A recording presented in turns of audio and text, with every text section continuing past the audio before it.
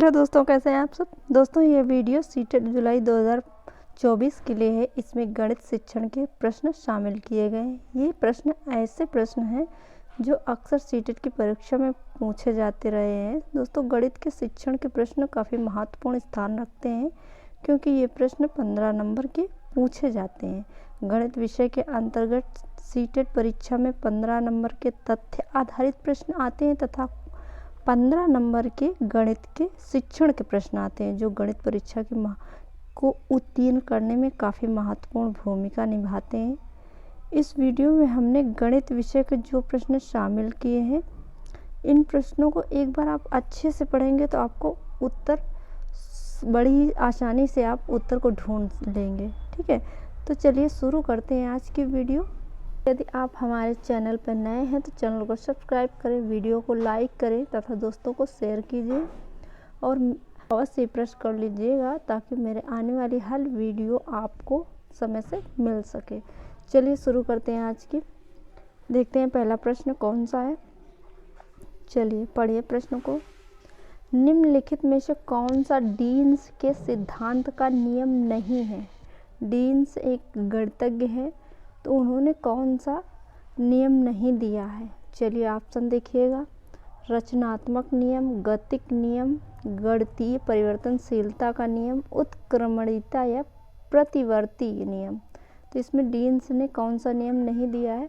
तो दोस्तों, डीन्स ने रचनात्मक नियम दिया है, गतिक नियम दिया है, गणितीय परिवर्तनशीलता का नियम दिया है। लेकिन ये जो ये रुकिए, क्रम ये बदल गया है। प्रश्नों का ये जो लिखने का क्रम है वो थोड़ा चेंज हो गया है। ये तीसरा है और ये चौथा है। तो जो चौथा नंबर का ऑप्शन है, ठीक है, यही हमारा सही उत्तर बन जाएगा। क्या बन जाएगा? सही उत्तर बन जाएगा। जो उत्क्रमणिकता प्रतिवर्ती नियम है ये डीन्स का नियम नहीं है। इन्होंने कौन कौन से नियम दिए? इन्होंने दिए हैं रचनात्मक नियम, गतिक नियम, गणितीय परिवर्तनशीलता का नियम दिया है और चौथा और कौन सा है? अवधारणात्मक परिवर्तनशीलता नियम। अवधारणात्मक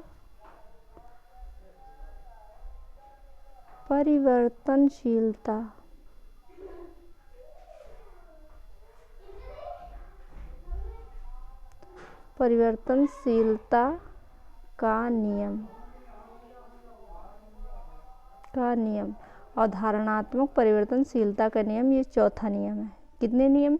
डीम्स ने 4 नियम दिए हैं, यानी डीम्स का जो सिद्धांत है उसमें 4 नियम शामिल है। कौन कौन से? रचनात्मक नियम, गणितीय नियम, गणितीय परिवर्तनशीलता का नियम, अवधारणात्मक परिवर्तनशीलता का नियम। ठीक है, चलिए अगला प्रश्न देखते हैं। प्रश्न नंबर 2 देखिए। बच्चे द्वारा वस्तुओं के बीच बनाए गए 2 प्रकार के संबंधों का विश्लेषण है, वो कौन से संबंध बनाते हैं ये पूछा जा रहा है। ठीक है, क्रम और पदानुक्रम समावेशन, क्रम और प्रतिवर्ती, पंक्तिबद्धता और पदानुक्रम समावेशन, पंक्तिबद्धता और संरक्षण। तो बताइए इसमें सही क्या हो जाएगा। जो बच्चे होते हैं वो वस्तुओं के बीच कौन सा 2 प्रकार के संबंधों का विश्लेषण यानी संबंधों का संश्लेषण करते हैं। तो इसमें सही उत्तर क्या हो जाएगा वो आपको ढूंढना है। सही उत्तर क्या हो जाएगा? क्रम और पदानुक्रम समावेशन। क्रम और पदानुक्रम समावेशन, ऑप्शन नंबर ए सही हो जाएगा। क्या सही हो जाएगा? क्रम और पदानुक्रम समावेशन। ठीक है, चलिए अगला प्रश्न देखिए। प्रश्न नंबर 3 देखिएगा। प्रश्न नंबर 3 देखिएगा। प्रश्न नंबर तीसरा देखिए। बहुत से छात्र दशमलव संख्याओं की तुलना करने में त्रुटि करते हैं, यानी दशमलव संख्याओं की तुलना करने में त्रुटि करते हैं। उदाहरण के लिए 0.50 को 0.5 से बड़ा बताते हैं। इस त्रुटि का सर्वाधिक संभावित कारण हो सकता है ऑप्शन नंबर 1 देखिएगा, पूर्ण संख्या के तथ्यों का दशमलव संख्याओं में अति सामान्यीकरण, संख्याओं की तुलना में प्रश्नों के अभ्यास की कमी, एक संख्या रेखा पर दशमलव अंकों के प्रदर्शन में कमी, यह छात्रों द्वारा की जाने वाली लापरवाह त्रुटि है। तो ये तो पहले ही कट जाएगा, है ना। तो जो कमी दर्शा रहे हैं वो सब कुछ भी नहीं होगा। सही उत्तर क्या हो जाएगा? सही उत्तर हो जाएगा ऑप्शन नंबर ए, पूर्ण संख्या के तथ्यों का दशमलव संख्याओं में अति सामान्यीकरण, यही सही उत्तर हो जाएगा। ठीक है, प्रश्न नंबर 4 देखिएगा। 4 देखिए, वर्ष 2021 में शिक्षा मंत्रालय द्वारा निम्नलिखित में से कौन सी राष्ट्रीय पहल यह सुनिश्चित करने के लिए की गई कि देश का प्रत्येक बच्चा मूलभूत साक्षरता और संख्यात्मकता प्राप्त करे? किसके अंतर्गत ये इस तरह से बातें बताई गई हैं, बताइएगा। सही उत्तर क्या हो जाएगा? चलिए ऑप्शन देखते हैं, समग्र शिक्षा, साक्षरता, साक्षर भारत, निपुण भारत और समग्र भारत। तो इसका सही उत्तर क्या हो जाएगा? ऑप्शन सी, ऑप्शन सी, निपुण भारत। क्या हो जाएगा? निपुण भारत। निपुण भारत के अंतर्गत क्या किया गया है कि एक ये राष्ट्रीय पहल सुनिश्चित करने के लिए की गई थी। इसमें कहा गया था कि देश का प्रत्येक बच्चा मूलभूत साक्षरता और संख्यात्मकता, यानी मूलभूत साक्षरता और संख्यात्मकता का मतलब होता है कि संख्याओं का जो दक्षता आधारित जो गणितीय ज्ञान होता है उसको प्राप्त करें। ठीक है, चलिए अगला प्रश्न देखते हैं। प्रश्न नंबर 5 देखिए, कौन सा कथन समकक्षी मूल्यांकन के लिए सत्य है? चलिए देखते हैं। इसमें सम्मिलित है कि एक बच्चा अन्य बच्चों के कार्य का आकलन और उन्हें प्रतिपुष्टि देता है, यानी आकलन करता है। क्या लिखा है? करता है और उन्हें प्रतिपुष्टि देता है। यह जोड़ों और समूहों में नहीं किया जा सकता है। यह योगात्मक मूल्यांकन का एक उपकरण है। अगला ऑप्शन देखते हैं। यह बच्चे के सीखने और रुचियों और अभिव्यक्तियों के स्व आकलन को संकेत करता है। इसमें से सही उत्तर क्या हो जाएगा वो हमें ढूंढना है। कौन सा हो जाएगा? सही उत्तर क्या हो जाएगा? तो जो 2 ऑप्शन है, ऑप्शन नंबर 2, वो तो पहले ही नकारात्मक है ना। ये जोड़ों और समूहों में नहीं किया जा सकता है, इसको हटा देते हैं। और उपकरण, मूल्यांकन का एक उपकरण है ये भी, इसको भी हटा देते हैं। सही उत्तर क्या हो जाएगा? Option number 1। ऑप्शन नंबर 1 सही है। इसमें सम्मिलित है कि एक बच्चा अन्य बच्चों के कार्य का आकलन करता है और उन्हें प्रतिपुष्टि देता है। ठीक है, एक समकक्षी मूल्यांकन के लिए कौन सा सत्य है ये हमसे पूछा जा रहा है ना, तो उसी के आधार पर हम लोग सही उत्तर बनाएंगे, है ना। चलिए प्रश्न नंबर 6 देखिएगा। चलिए पढ़िए इसको। त्रिभुज के कोणों का योग गुणधर्म। आप देखिएगा क्या लिखा हुआ है। त्रिभुज के आंतरिक कोणों का योग 180 होता है। कितना होता है? 180 का परिचय कराने के लिए शिक्षक ने विभिन्न प्रकार के त्रिभुजों के छोटे छोटे कटआउट विद्यार्थियों को प्रदान किए। छोटे छोटे मॉडल बनाकर लाए होंगे या चित्र चार्ट बनाकर लाए होंगे, है ना। छोटे छोटे बच्चों को दिए हैं और विद्यार्थियों को प्रत्येक दिए गए त्रिभुज के आंतरिक कोणों को मापने के लिए कहा। क्रियाकलाप के समापन के बाद छात्र इस निष्कर्ष पर पहुँचे कि दिए गए किसी भी त्रिभुज के आंतरिक कोणों का योग 180 है। जो उन्होंने कटआउट उन्हें दिए थे, तो उन कोणों का जो आंतरिक कोणों का योग है वो 180 है, चाहे वह कैसे भी देखें। यह क्रियाकलाप उदाहरण है। किसका उदाहरण है? प्रदर्शन विधि का, आगमनात्मक विधि, निगमनात्मक या विश्लेषण। तो बच्चों ने उदाहरण के स्वरूप देखा है ना, जो उनको छोटे छोटे कटआउट दिए गए थे तो उससे उदाहरण के तौर पर उन्होंने ये पता लगाया कि किसी भी त्रिभुज के आंतरिक कोणों का योग 180 है, उदाहरण के द्वारा, है ना। तो ये आगमनात्मक विधि हो जाएगी। कौन सी? आगमनात्मक। इसमें क्या होता है, हम उदाहरण के द्वारा सीखते हैं, उदाहरण के द्वारा सीखते हैं।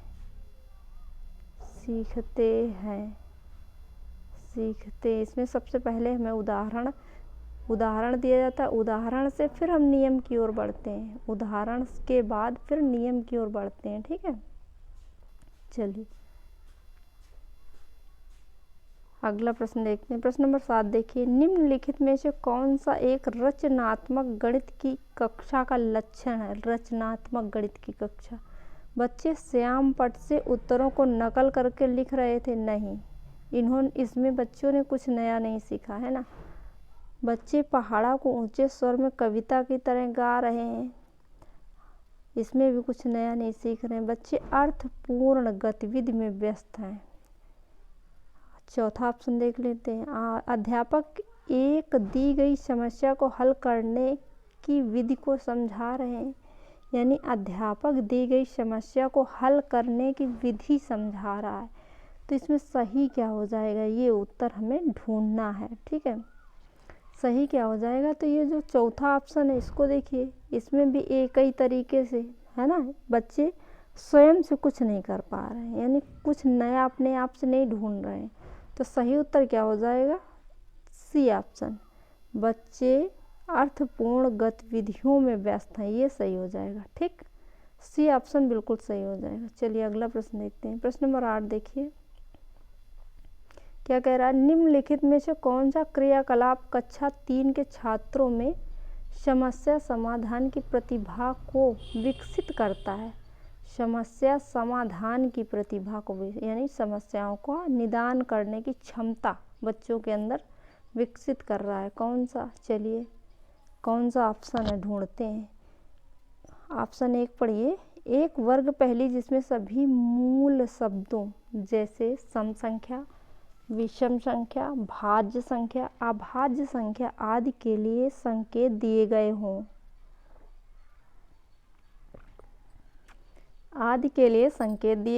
ऑप्शन बी देखिए, एक क्रियाकलाप जिसमें विद्यार्थी समूहों में कार्य कर रहे हैं और अंकों के गुणन के विभिन्न आयामों को खोज रहे हैं। ठीक है, समस्या समाधान ढूंढना है।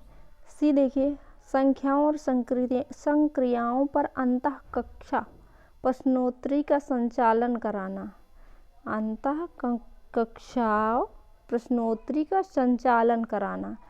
4 ऑप्शन देखिएगा। ऑप्शन नंबर 4 देखिए, 4 आधारभूत संक्रियाओं पर आधारित समस्याओं को औपचारिक एल्गोरिदम की सहायता से सुलझाने पर कार्य पत्रिका देना। ऑप्शन 4 आप लोगों ने देखा क्या लिखा हुआ है,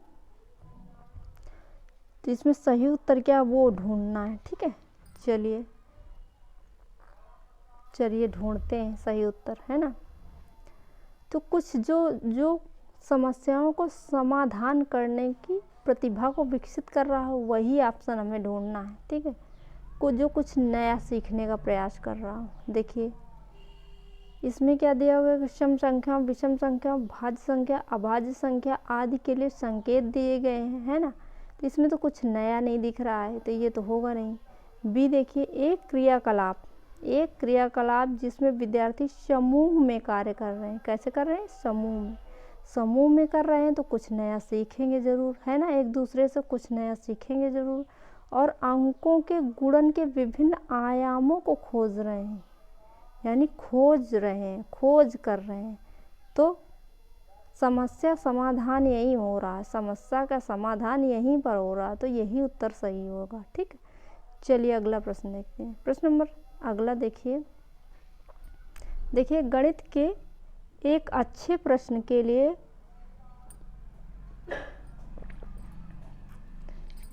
गणित के एक अच्छे प्रश्न के लिए इनमें से कौन सा अभीष्ट लक्षण है? इनमें से कौन सा एक अभीष्ट लक्षण है?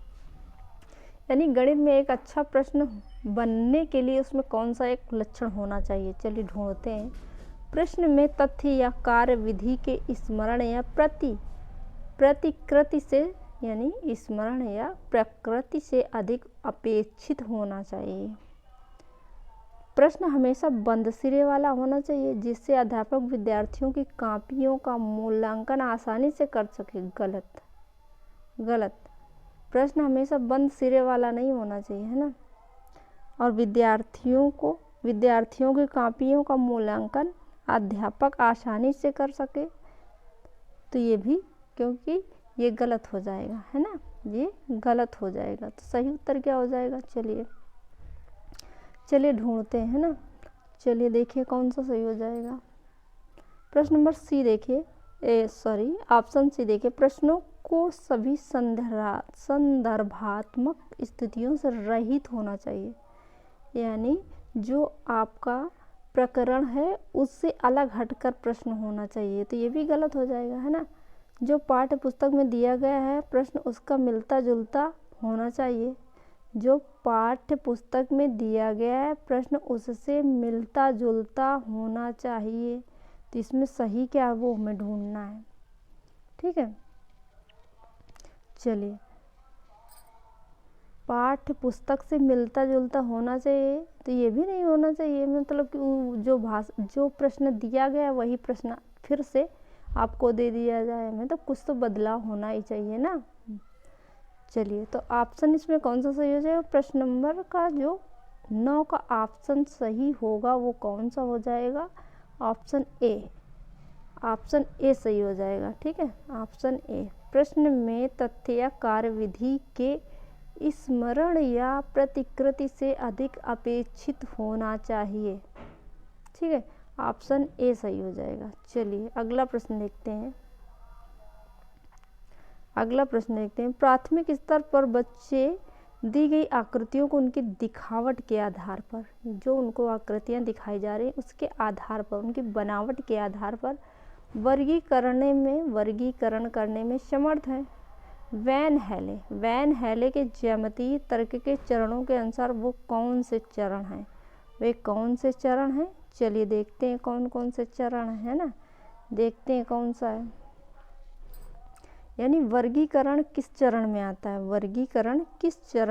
है, ये हमें देखना है, ठीक है। चलिए, वैन हेले के अनुसार वर्गीकरण किस चरण में आता है? चलिए, विश्लेषण चरण, दृश्यीकरण चरण, संबंधात्मक चरण या स्वयं सिद्धि या अभिग्रहित चरण। तो इसमें सही उत्तर क्या हो जाएगा?